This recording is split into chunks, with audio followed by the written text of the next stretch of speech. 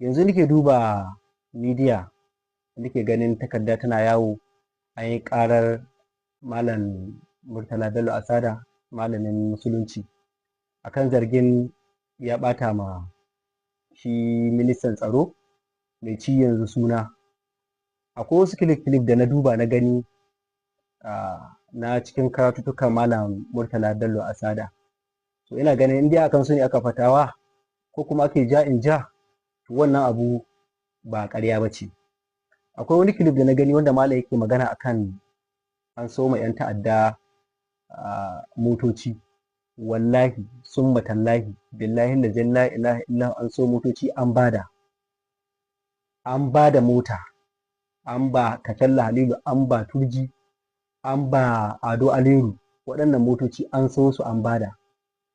Akwai wani kilif kuma da na ga yana yawo cewa an sau dussa an ba 'yan ta'adda, an sau dussa. Wallahi summa tallahi ni Musa Kamarawa ni aka ba kwangila na sau dussa.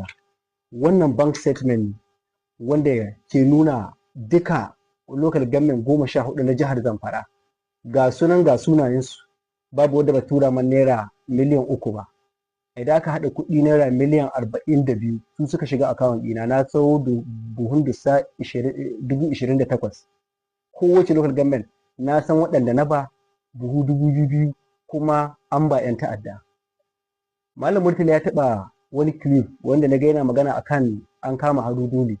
An kama Haru Dole wanda babban ɗan ta'adda ne kuma yana da bindigogi 500. An kama shi ACS asibitin Goso suka kama shi, an yi halbe shi ga kafa, sun je an kama shi an tafi da shi a Abuja ofis ɗin Lamurde. Daga ACS aka yi shi ofis ɗin Lamurde.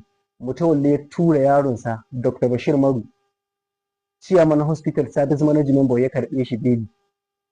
Kuma an yi haka. Malam Murtala ya taɓa magana akan gidan da aka saya wa Turji.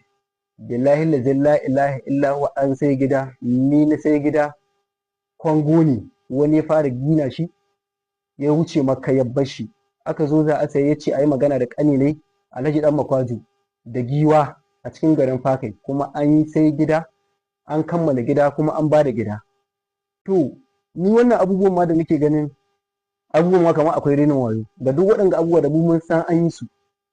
Duk da yake ni ban da wata alaƙa sosai da Malam Murtala, akwai abubuwan da misali yanzu ai bai san su ba. Malam Murtala ya san an sai shanun sata.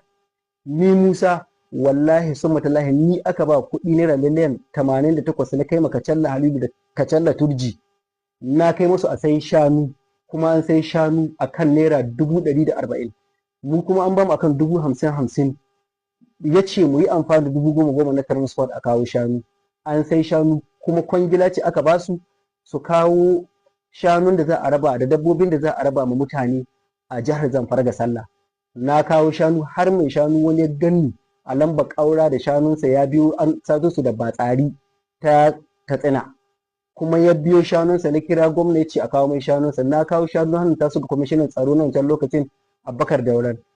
Aka ce waɗannan shanu manya ne za a bikin ɗiya ta Rukayya a Maradon, aka wuce da su. Duk wanda ya zo ɗaura wurin ya ci shanun ya ci shanun sata, kuma an yi haka.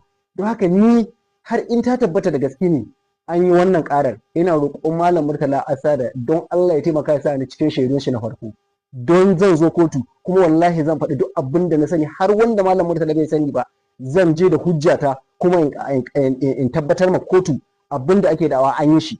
Kuma na rantse da tsarkin mulkin Allah akwai abin da ma ba a san da shi ba, sai gaban kotu zan faɗe shi. Shi kai na Malam Murtala bai san shi ba, kuma zan faɗe shi saboda an kawo gabar da ya kamata a wa mutane adalci, a kowa adalci.